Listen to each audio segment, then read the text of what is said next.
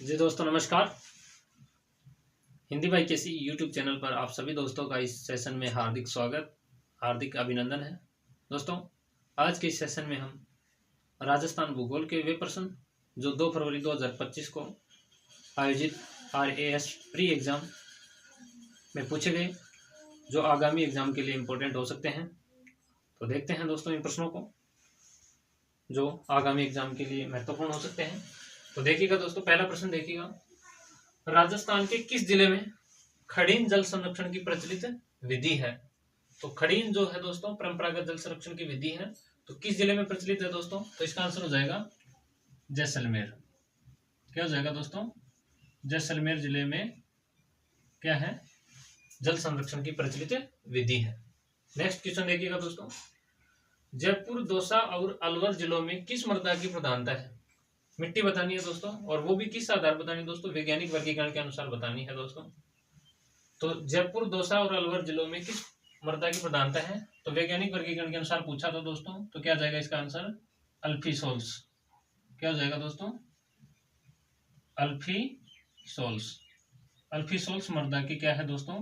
प्रधानता है। राजस्थान में 5 प्रकार की मिट्टियां पाई जाती हैं दोस्तों, 5 प्रकार की मृदा पाई जाती है। किसके अनुसार? वैज्ञानिक वर्गीकरण के अनुसार। कौन कौन सी? एंटीसोल, एरिडिसोल, अल्फीसोल, इंसेप्टिसोल और वर्टिसोल। और वर्टिसोल कहाँ पर पाई जाती है? हाड़ौती के पठार में पाई जाती है। और अल्फीसोल्स मैदानों में पाई जाती है, जयपुर, दौसा और अलवर जिलों में। ठीक है। नेक्स्ट क्वेश्चन देखिएगा दोस्तों, मेडटेक मेडिकल डिवाइसेस पार्क कहाँ अवस्थित है? इसकी लोकेशन बतानी है दोस्तों। मेडटेक मेडिकल डिवाइसेस पार्क कहाँ अवस्थित है? तो दोस्तों ये है बोरनाडा, बोरनाडा जोधपुर। इसका आंसर क्या हो जाएगा दोस्तों? बोरनाडा जोधपुर। नेक्स्ट क्वेश्चन देखिएगा दोस्तों,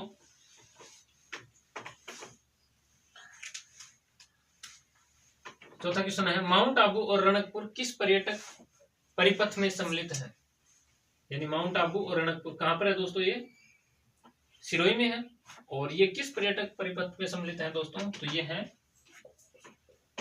गोडवाड़ परिपथ या गोडवाड़ सर्किट में सम्मिलित है। तो इसका आंसर हो जाएगा दोस्तों गोडवाड़ परिपथ, माउंट आबू और रणकपुर।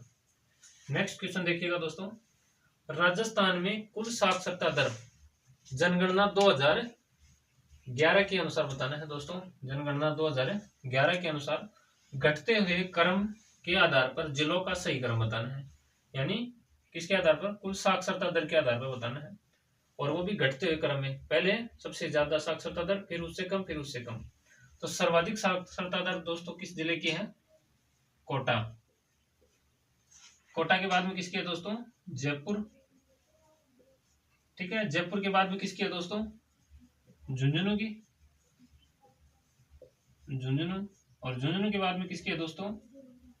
सीकर। और सीकर के बाद में किसकी है दोस्तों? अलवर।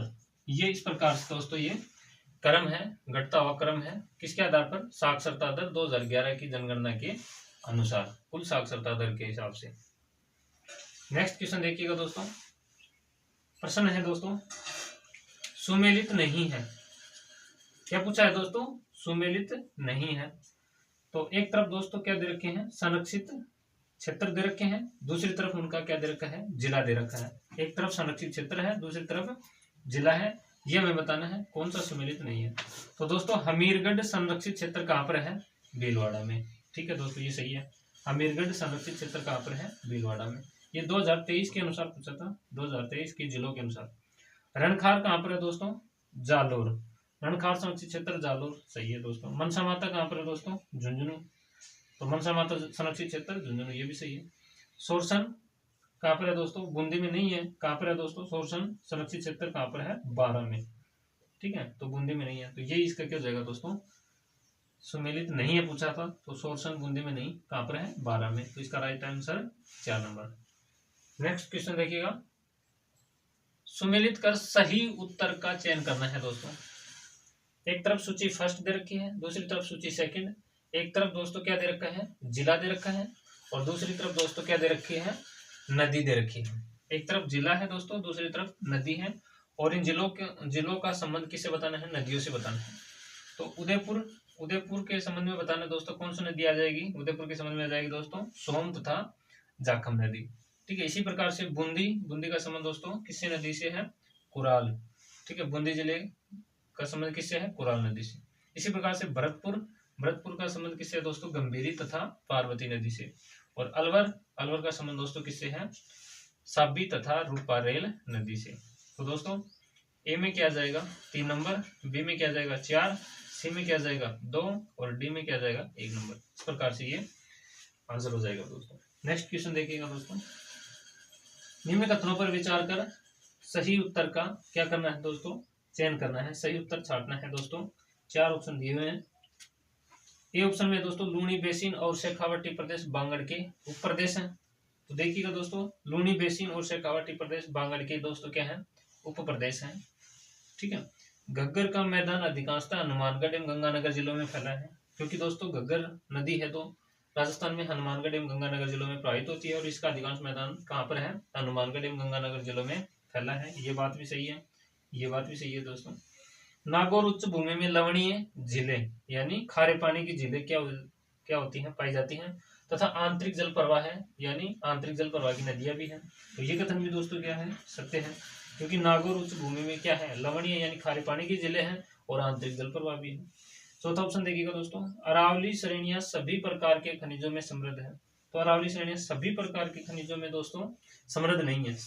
ये सभी आ गया दोस्तों, क्योंकि कुछ खनिजों में अरावली क्या है दोस्तों? समृद्ध है, लेकिन सभी प्रकार के खनिजों में समृद्ध नहीं है। तो डी विकल्प है दोस्तों क्या है? गलत है।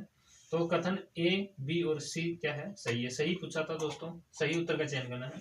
तो कथन ए, बी और सी सही है। तो किस में आ रहा है दोस्तों? सी ऑप्शन यहाँ लिख लेना दोस्तों। तो सी ऑप्शन हमारा क्या हो जाएगा दोस्तों? राइट आंसर हो जाएगा। ए, बी और सी कथन क्या है? सही है। तो ये थे दोस्तों राजस्थान भूगोल के प्रश्न जो RS प्री एग्जाम में पूछे गए थे। ऐसे ही प्रश्न हमें आगामी एग्जामों में देखने को मिल सकते हैं दोस्तों, तो इनको ध्यान में रखना है। मिलते हैं नेक्स्ट वीडियो में, तब तक के लिए धन्यवाद। जय हिंद।